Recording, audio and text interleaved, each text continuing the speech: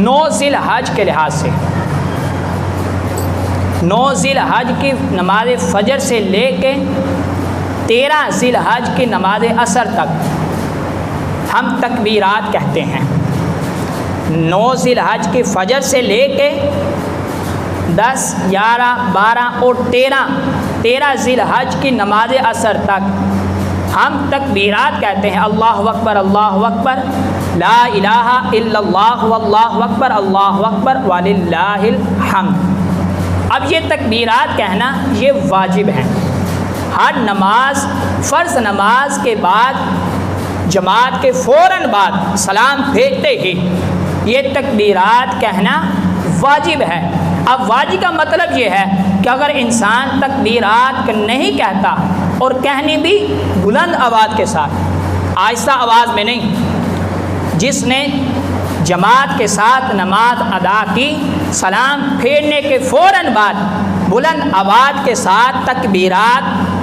کہنا یہ واجب ہے، اور 1 مرتبہ کہنا یہ واجب ہے، 3 مرتبہ اگر بلند آواز کے ساتھ کہتا ہے تو یہ افضل ہے۔ اب اس لحاظ سے ایک بات میں عرض کر بھی دیتا ہوں، کیونکہ کچھ اسی کے متعلق ہم سے ان دنوں سے ہٹ کر سوال بھی کیا جاتا ہے، اور الحمدللہ حدیث پاک کے اندر یہ بات موجود بھی ہے کہ جب تم نماز سے فارغ ہو تو رب ذوالجلال کا ذکر کرو۔ مجھ پر سرکار صلی اللہ علیہ وسلم آپ ارشاد فرماتے کہ رب کا ذکر کرو اور مجھ پر درود و سلام پڑھو، پھر اس کے بعد رب کی بارگاہ میں دعا کرو، رب ذوالجلال تمہاری دعا کو قبول فرمائے گا۔ اب ایک طرف یہ ہے، اب دوسری طرف ان لوگوں کا سوال بھی ہے، اور عام طور پر یہ ہمارے دوست احباب کے شاید ذہنوں میں بھی یہ سوال ہو بھی، اگرچہ کچھ لوگ کرتے نہیں۔ اب نماز کے فوراً بعد ہم بلند آواز کے ساتھ کلمہ شریف کا ورد کرتے ہیں۔ کلمہ شریف کا ورد کرنے کے بعد سرکار صلی اللہ علیہ وسلم آپ کی ذات اسم گرامی پر درود و سلام پڑھتے ہیں۔ اس لحاظ سے اعتراض بھی ہوتا ہے، سوال بھی ہوتا ہے کہ ہم لہٰذا قاری صاحب ہم نماز سے دیر سے آئے تھے، ہم نے ابھی نماز مکمل نہیں کی، آپ نے سلام پھیر دیا، آپ کی نماز مکمل ہوگی، ہم دیر سے آئے، لہٰذا ہماری 2 رکعتیں 3 رکعتیں یا 4 رکعتیں رہتی تھیں۔ آپ نے بڑی بلند آواز کے ساتھ، نمازیوں نے بڑی بلند آواز کے ساتھ کلمہ شریف کا ورد کرنا شروع کر دیا یا درود و سلام پڑھنا شروع کر دیا، ہم نماز پڑھتے پڑھتے بھول جاتے ہیں۔ یہ اس چیز کا جواب ہے کہ ہم نماز پڑھتے پڑھتے بھول جاتے ہیں۔ پہلے نمبر پر تو انسان کو چاہیے کہ انسان کی توجہ نماز کے اندر ہو، کہ نماز سے ہٹ کر کوئی بھی معاملہ نہ وہ سوچے، نہ اس طرف اس کی توجہ جانی چاہیے۔ اور دوسرے نمبر پر ان کے لیے یہ جواب بھی ہے کہ کیا یہ 5 دنوں کے اندر جو تکبیرات فرض نماز کے بعد بلند آواز کے ساتھ فوراً سلام پھیرنے کے بعد بلند آواز کے ساتھ کہی جاتی ہیں، کیا یہ 5 دنوں کے اندر وہ لوگ نماز سے جماعت سے دیری نہیں کرتے ہیں، نماز جماعت کے ساتھ نہیں پڑھ سکتے، دیری سے آتے ہیں؟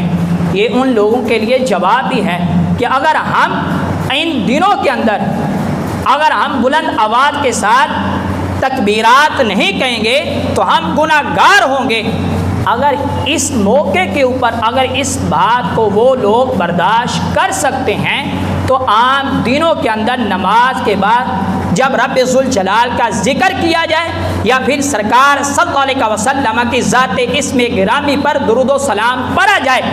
تو ان لوگوں کو اس لحاظ سے بھی احتیاط کرنی چاہیے کہ سوال کرنا بنتا نہیں۔ اور ایک ہر بلا یہ بھی استعمال کرتے ہیں کہ جی قرآن پاک کی تلاوت ہو رہی ہو تو اس سے بھی منع کیا گیا کہ ایک نمازی نماز پڑھ رہا تھا تو اس کے قریب قرآن کی تلاوت نہ کرو، کیونکہ وہ نماز پڑھ رہا تھا، اس کی توجہ اس طرف جائے گی۔ ارے بھائی، قرآن کی تلاوت کرنا یہ سنت ہے، قرآن کی تلاوت کو سننا یہ فرض ہے۔ اگر انسان خاموشی کے ساتھ قرآن کی تلاوت کو نہیں سنتا، اپنے کام کاج کے اندر مصروف رہے گا، چاہے وہ کوئی سا بھی عمل ہو، تو انسان اگر قرآن کی تلاوت نہیں سنتا تو انسان فرض کو ترک کر رہا ہے۔ اور یہاں پر نماز کے بعد رب ذوالجلال کا ذکر کرنا عام دنوں کے اندر اور سرکار کی ذات پر درود و سلام پڑھنا یہ مستحب عمل ہے، اور اس کا سننا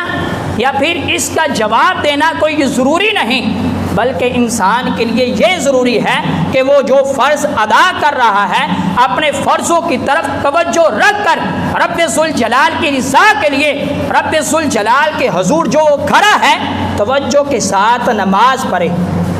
ایک طرف قرآن کی تلاوت کو سننا یہ فرض ہے، اور دوسری طرف یہ کوئی سننا ضروری نہیں، ذکر کا جواب دینا یا اس طرف توجہ دینا یہ ضروری نہیں، بلکہ یہ دونوں علیحدہ علیحدہ مختلف چیزیں ہیں، لہٰذا ان کا یہ اعتراض کرنا بھی بنتا نہیں۔